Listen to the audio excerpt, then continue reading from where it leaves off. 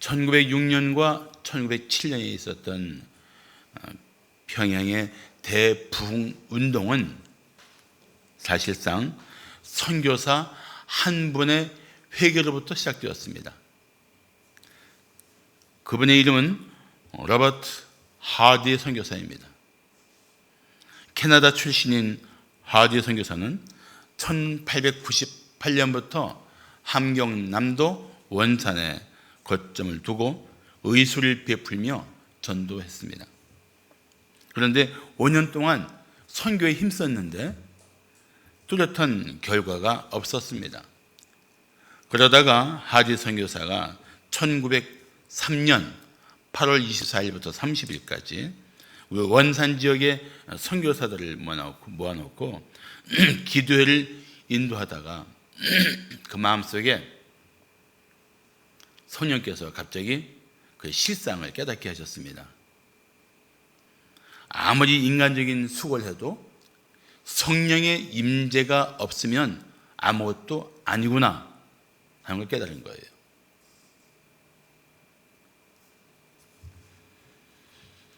그래서 8월 30일 원산 감리교회에서 주일 예배 때 하디 선교사가 공개적으로 그의 죄를 자백하기까지 됩니다. 그의 그날의 자백의 내용은 이런 내용이었습니다. 성령의 도우심과 인도하심을 의지하기보다 자기의 능력과 학력과 실력을 의지했던 교만을 용서해 주옵소서. 그 다음 두 번째 회개가 아주 놀라운 회개였어요. 민족적 우월감을 가지고 한국인을 미개한 백성으로 멸시했던 것을 용서해 주시옵소서.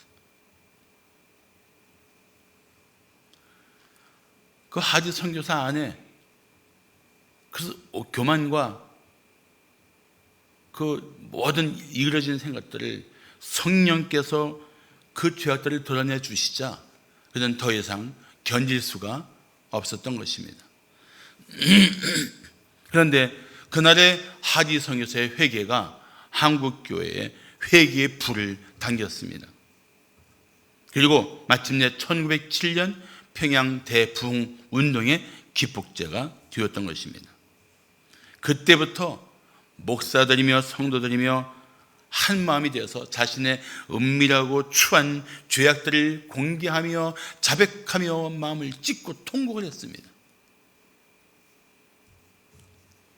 이게 나중에 전국적인 현상이 된 거예요. 교회 모이면 회개 눈물을 흘리고 부르짖어 기도하며 주여 이 죄인을 용서하여 주옵소서. 이것이 그 유명한 평양 대부흥 운동입니다.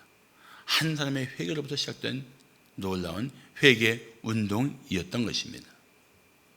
한국 기독교사의 이 운동은 한국 교회를 큰 은혜 가운데 일으켜준 가장 아름다운 역사의 한 장면입니다. 오늘 우리 함께 보았던 요엘이라는 선지자는 회개의 선지자라는 별명을 가지고 있습니다. 왜냐하면 하나님의 백성들에게 회개하라고 강력하게 외쳤기 때문입니다. 특별히 요엘 2장 12절부터 32절은 요엘서의 핵심 부분입니다. 중심 메시지는 여호와께 돌아오라는 것입니다. 어떻게 돌아올 수 있습니까? 회개해야 돌아올 수가 있습니다.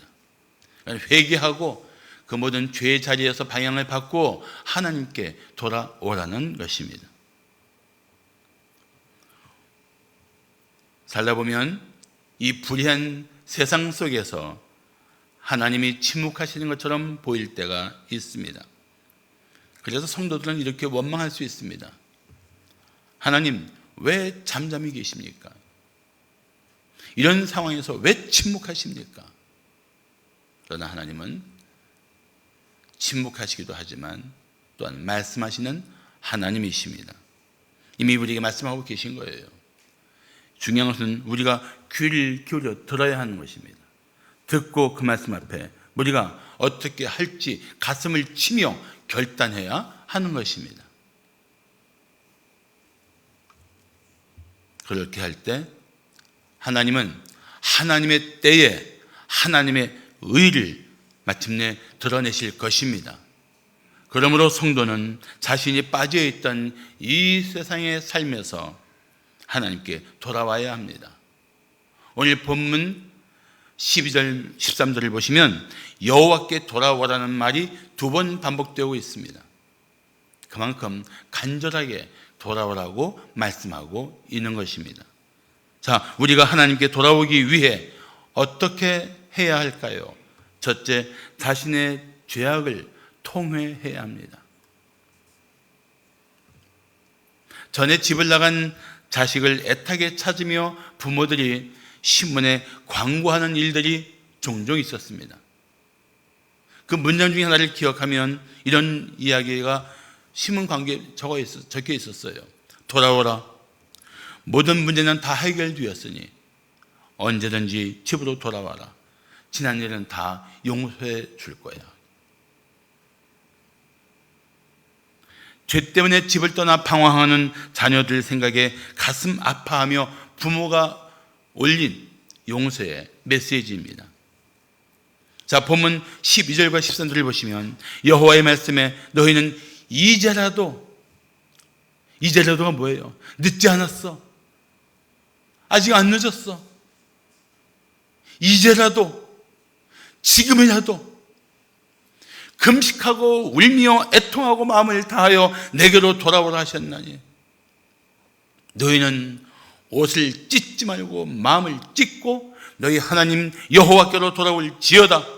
그는 은혜로우시며 자비로우시며 노하기를 더디하시며 인내가 크시사 뜻을 돌이켜 재앙을 내리지 아니하신다고 말씀하고 있습니다. 하나님은 백성들이 돌아오길 간절히 원하십니다. 그래서 회개하기를 원하십니다.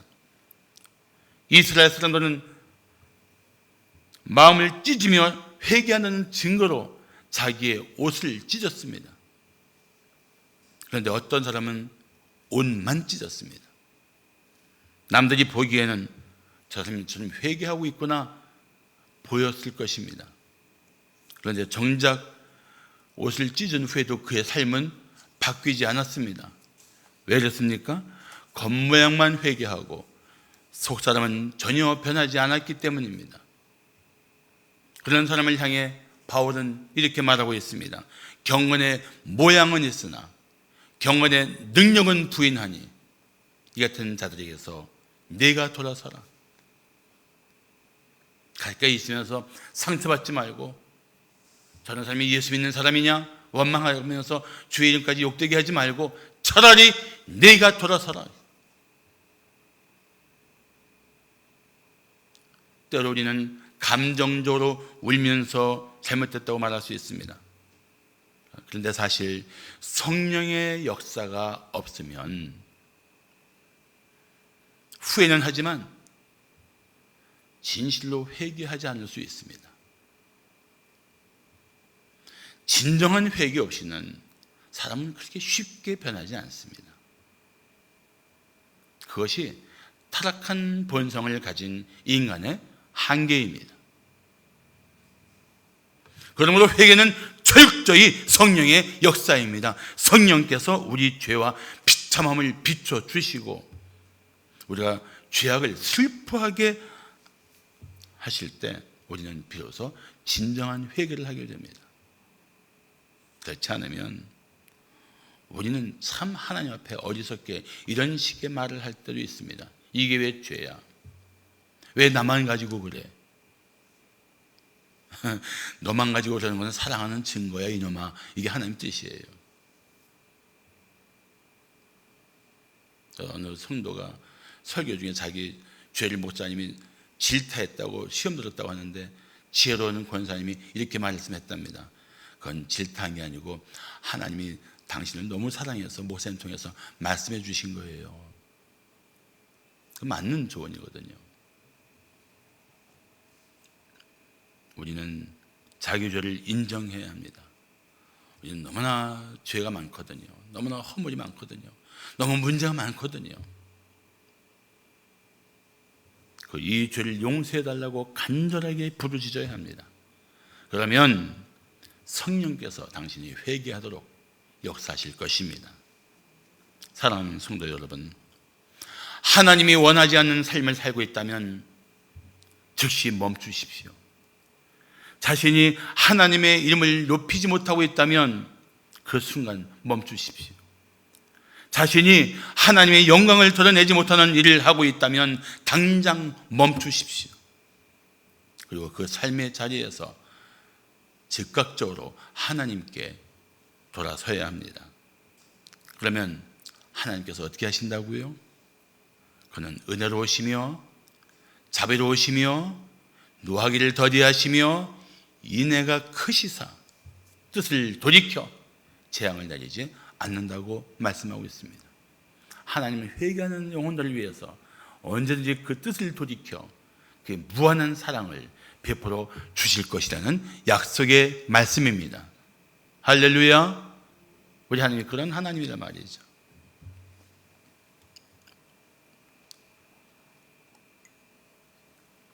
자신의 비열하고 끔찍한 죄를 깨닫고 정말 마음을 찢으며 하나님께 돌아왔던 다윗은 이런 고백을 했습니다. 하나님께서 구하시는 제사는 상한 심령이라. 하나님이여 상하고 통해하는 마음을 주께서 멸시하지 아니하시리이다. 맞습니다. 멸시는커녕 기뻐하시며 맞아 주실 것입니다. 통해하는 자들을 아버지가 그 돌아오는 탕자를 향하여 달려가 끌어안아 주시며 입을 맞춘 것처럼 기뻐하며 우리를 가슴에 품어 주실 것입니다. 그러므로 우리가 회개하고 하나님께 돌아오면 우리의 삶에는 또 다른 하나님의 은혜가 반드시 나타날 것입니다. 사랑하는 성도 여러분, 지금은 이 시대에는 우리가 하나님 뜻을 따라 살지 못했던 것들을 인정하고 마음을 찢을 때입니다. 진실로 회개하며 사랑의 하나님의 품으로 돌아올 때입니다. 자, 우리가 하나님께 돌아오기 위해 어떻게 해야 할까요? 둘째, 하나님의 긍휼을 간구해야 합니다. 하나님께 돌아오려면 하나님의 긍휼을 간구해야 돼요. 다니엘은 간절한 마음으로 이렇게 기도했습니다. 나의 하나님이여, 귀를 기울여 들으시며 눈을 떠서 우리의 황폐한 상황과 주의 이름으로 일컫는 성을 보옵소서. 우리가 주 앞에 간구하옵는 것은 우리의 공의를 의지하여 하는 것이 아니요 주의 큰 긍휼을 의지하여 함이니이다. 우리 이 상황 속에서 우리 죄 가운데 이 황폐해진 이 땅 가운데서 우리가 주님 앞에 간구할 수 있는 힘이 어디에 있어요? 나에 있지 않습니다. 주님의 큰 긍휼, 내 어떤 죄악도 능히 품어주시며 나를 향하여 진노를 능히 거두시는 그 크신 긍휼을 의지하여 기도할 수 있다는 것입니다. 그렇습니다. 우리는 주님의 크신 긍휼을 의지하여 기도해야 합니다.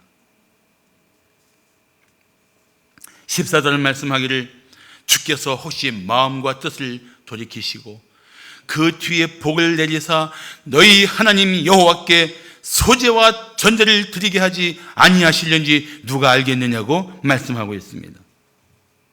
하나님께서 진노 중에도 마음과 뜻을 돌이킬 수 있다는 거예요. 우리가 주님께 돌아오면 주님은 마음과 뜻을 돌이키신다는 것입니다. 그런데 그뿐만이 아니라 그 뒤에 복을 내리시고 그 뒤에 또 어떤 은혜를 베푸십니까? 너희 하나님 여호와께 소제와 전제를 드리게 하지 않으시겠느냐, 이런 뜻이에요.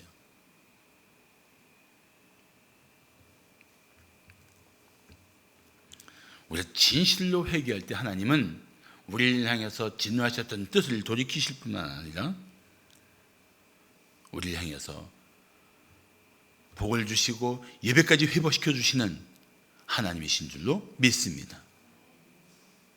하나님이 우리의 회개를 요구하시는 이유는 우리에게 긍휼을 베풀려고 하는 것입니다. 어느 목사는 이런 말을 했습니다. 은혜는 도저히 받을 자격이 없는 자에게 주시는 것이고, 긍휼은 진노를 받아 마땅한 자에게 그 진노를 거두시는 것이다. 하나님이 우리에게 긍휼을 베푸지 않고 우리의 죄악대로 우리를 처리하신다면 아마 이 땅에 생존할 수 있는 사람은 단 한 명도 없을 것입니다. 그런데 14절에 하나님은 단순히 그 마음과 뜻을 돌이키시는 정도가 아니라 복을 주시고 더구나 예배까지 우리 가운데 회복시켜 주신다는 뜻입니다. 우리는 이 코로나 시대에 지금까지 전혀 사용해 본 적이 없는 특별한 용어를 하나 사용하고 있습니다. 비대면 예배. 사람들은 이것이 과연 진정한 예배인지 묻고 있습니다. 그렇지만 이번 기회에 저는 역으로 이런 것도 한번 묻고 싶습니다. 과연 우리가 예배당에 와서 예배한다고 진정한 예배자인가? 그래서 이사야 선지자는 너희가 하나님 앞에 나와서 마당만 밟는다고 책망하지 않았습니까? 저는 이번 기회에 정말 이 코로나 시대를 거치면서 우리 성도들이 진정한 예배가 회복되기를 기도하고 있습니다. 참된 예배로 오직 주님께 영광을 돌리고 주님이 기뻐 받으시는 예배에 힘쓰는 예배자들이 되기를 기도하고 있습니다. 그래서 모든 성도가 오직 주님을 경배하기 위해 힘써 모이기를 기도하며 기다리고 있습니다. 자, 15절과 16절을 보십시오. 너희는 시온에서 나팔을 불어 거룩한 금식일을 정하고 성회를 소집하라. 백성을 모아 그 모임을 거룩하게 하고 장로들을 모으며 어린이와 젖먹는 자까지 다 모으고 신랑도 방에서 나오게 하고 신부도 그 신방에서 나오게 하고 다 모아라, 다 와라, 다 예배드려 주님 전 앞에 나와라. 예배 공동체의 모습을 말씀하고 있습니다. 어떤 분은 꼭 모여서 예배해야 하냐고 묻지만 교회는 예배 공동체입니다. 예배와 사랑의 교제는 교회를 교회 되게 하는 힘입니다. 우리는 지금 모여 예배하지 못하고 있고 성도의 교제조차 못하고 있습니다. 교회의 힘을 약화시키는 매우 위태한 시기입니다. 그렇지만 한편으로는 우리 성도들이 예배를 사모하며 진정한 예배자로 주 앞에 나오기를 갈망하게 된다면 합력하여 선을 이루시는 하나님의 은혜가 우리를 더 새로운 면에서 더 교회다운 교회로 회복하는 때가 될 줄로 믿습니다. 그 믿음 가지고 전 버티는 거예요. 하나님이 반드시 그렇게 역사하실 것이야. 믿는단 말이죠.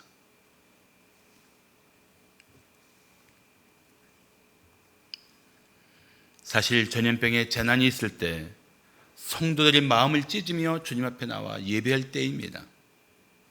그래서 정부가 교회 방역은 교회에 맡기고 교회가 더 힘써 나라와 민족을 위해 기도해달라고 부탁하면 얼마나 참 좋을까요? 물론 몇 교회가 바르게 하지 못하고 또 이상한 일들로 한국교회를 욕먹히는 일들도 있지만 사실 방역에 힘쓰는 수많은 교회에게 감사하며 나라를 위해 기도해달라고 말한다면 얼마나 아름다운 일들이 우리 가운데 풍성하게 나타날 수 있을까요? 이제 우리는 하나님의 긍휼을 간구해야 합니다. 우리 나라를 위해서, 우리 이웃을 위해서, 성도로서 우리가 당연히 해야 할 일입니다. 하나님께 돌아와 오직 하나님의 긍휼을 구하는 기도자들, 우리 성도들이 그런 기도자가 되시기를 축복합니다. 마지막으로 우리가 하나님께 돌아오기 위해 어떻게 해야 할까요? 셋째, 하나님의 영광을 갈망해야 합니다. 나는 우리가 죄로부터 돌이켜야 할 가장 중요한 목적을 말하라고 하면 하나님의 영광을 회복하기 위해서 돌아와야 한다고 선포하고 싶습니다. 우리는 하나님의 영광을 위해서 지음을 받았습니다. 우리는 하나님의 영광을 위해서 십자가의 은혜로 구원을 받았습니다. 그러니까 우리는 이 땅에 존재할 목적이 하나님의 영광을 위한 것입니다. 그러므로 우리는 하나님께 돌아와야 할 가장 큰 목적도 이 땅에 하나님의 영광을 드러내기 위한 것입니다. 그렇게 생각한다면, 하나님의 영광을 위해 살아야 할 존재라고 생각한다면, 우리가 그 영광을 드러내지 못한 채 죄에 빠져 살고 있다는 것이 얼마나 심각한 문제입니까? 이거 끔찍한 일이 아니겠습니까? 하나님의 영광을 위해 살아야 할 존재가 죄에 빠져 살고 있다. 이만큼 심각한 인생의 낭비가 어디 있고, 이만큼 자신의 가치를 스스로 붕괴시키는, 무너뜨리는 처참한 일이 어디 있습니까?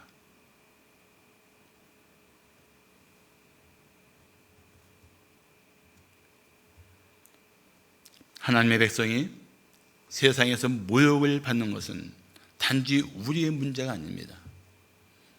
우리 때문에 하나님의 이름이 세상에서 모욕을 받고 있다는 것입니다. 우리가 이 땅에서 바르게 살아야 하는 이유가 있다면, 내가 잘 살기 위해서가 아니라 우리 삶으로 하나님의 영광을 드러내고 우리 존재로 하나님의 이름을 높이기 위한 것입니다. 이거 잊어버리면 안 돼요. 그리스도인들은 이거 잊어버리면 안 됩니다. 절대 안 돼요. 성도는 그런 영적 책임감을 가지고 살아야 합니다. 17절을 말씀하기를, 여호와를 섬기는 제사장들은 낭실과 제단 사이에서 울며 이르기를, 여호와여, 주의 백성을 불쌍히 여기소서. 주의 기업을 욕되게 하여 나라들로 주의 백성을 관할하지 못하게 하옵소서. 어찌하여 이방인으로 그들의 하나님이 어디 있느냐 말하게 하겠나이까. 우리가 바로 살지 못할 때 나라들이 우리를 관할하고, 하나님 없는 사람들은 우리를 조롱하고, 그럴 수 있다는 것입니다. 교회도 사람들이 모인 곳인지라 스스로 정결케 하는 능력을 잃을 수도 있습니다. 그때 하나님께서 경고의 메시지와 징계 채찍을 사용하실 것입니다. 그런 징계 중에 하나가 세상을 통해 우리를 부끄럽게 하는 것입니다. 세상이 우리를 욕할 때 우리가 어떻게 해야 합니까? 세상이 우리를 조롱할 때 우리가 어떻게 해야 합니까? 세상을 보지 말고 하나님을 주목해야 합니다. 세상과 맞서 싸우지 말고 겸비한 마음으로 자신을 낮춰야 합니다. 모든 백성이 한 마음으로 하나님께 돌아와야 합니다. 하나님의 이름이 세상에서 다시 회복할 수 있도록 눈물로 기도해야 합니다. 17절에 낭실과 단 사이는 지성소와 백성들 사이를 말합니다. 일컬어 제사장의 뜰이라고 말합니다. 거기에서 누가 먼저 울며 외칩니까? 제사장들이에요. 왜 그렇습니까? 회개에 있어서는 영적인 리더들부터 회개를 해야 하기 때문에 그렇습니다. 17절에 있는 말씀처럼 여호와 하나님이여 주의 백성을 불쌍히 여기소서라고 울며 부르짖어야 합니다. 여호와 하나님이시여 주의 백성을 불쌍히 여기소서. 17절에서 그렇게 기도하고 있잖아요. 그렇게 울며 부르짖고 있잖아요. 여호와 하나님이시여 주의 백성을 불쌍히 여기소서. 우리가 당하는 고통보다도 세상에서 하나님의 이름이 모욕받는 사실을 더 슬퍼해야 합니다. 우리가 당하는 고통보다 하나님의 영광이 가려진 것을 더 가슴 아파해야 합니다. 사랑하는 성도 여러분, 나는 이 코로나 시대를 함께 지내면서 교회가 영적으로 회복되고 하나님의 이름이 세상 가운데서 다시 높임받게 되기를 간절히 기도합니다. 예배가 회복되고 기도가 회복되고 성도다운 삶이 회복되면 세상은 다시 하나님을 두려워할 것입니다. 그리고 하나님의 교회를 감히 관할하려고 하지 못할 것입니다. 이제 우리가 정신 차리고 하나님의 이름을 더 높여야 할 때입니다. 하나님의 영광을 갈망하며 하나님께 돌아와야 할 때입니다. 그렇게 할 때 점점 더 황폐해가는 우리나라에 하나님의 은혜가 나타날 줄 믿습니다.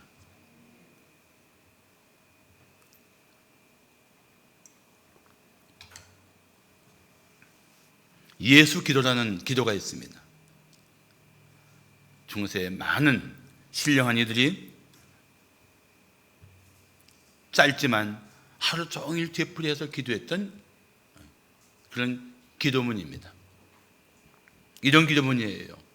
주 예수 그리스도 하나님의 아들이시여 죄인된 저를 불쌍히 여기소서.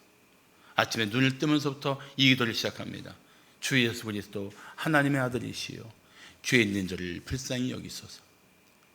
걸으면서 앉아서 생각하다가 사람들과 교제하다가 수시로 그 마음속에 자신의 그 실상을 깨닫게 되면 속으로 조용히 이렇게 기도했습니다. 하루 종일 기도했어요. 몇백 번, 몇천 번까지 되풀이하며 하루 종일 이 기도를 한 사람이 있다고 합니다. 그런데 이 짧은 기도문을 김성조 목사님이 곡을 붙여서 찬양으로 만들었어요. 한번 우리 구하나자매 마침 오신 김에 이 찬송 한번 불러주시기를 바랍니다. 주 예수 그리스도 하나님의 아들이시여 죄인된 저를 불쌍히 여기소서.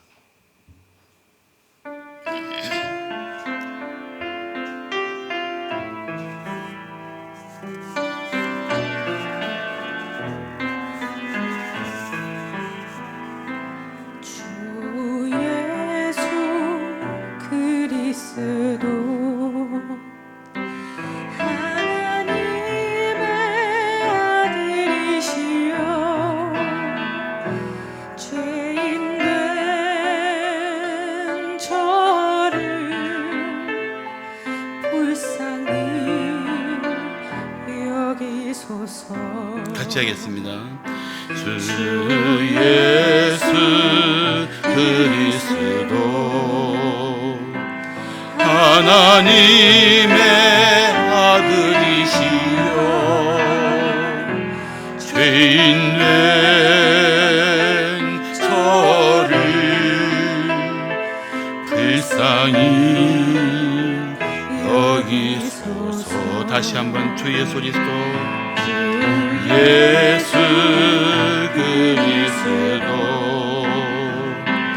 하나님의 아들이시여 죄인된 저를 불쌍히 여기소서. 주 예수 그리스도 하나님의 아들이시여 죄인된 저를 불쌍히 여기소서.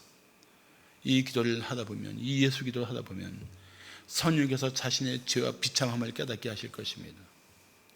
눈물 없이 부를 수 없는 찬송이 될 것입니다. 울며 부릴 찬송이 될 것입니다. 그렇습니다. 우리는 어느 때보다 자신의 죄를 인하여 통회하며 울며 주님의 자비를 의지하여 하나님께 돌아와야 할 때입니다. 누가복음 18장에 대조적인 두 인물이 나옵니다. 바리새인과 세리입니다.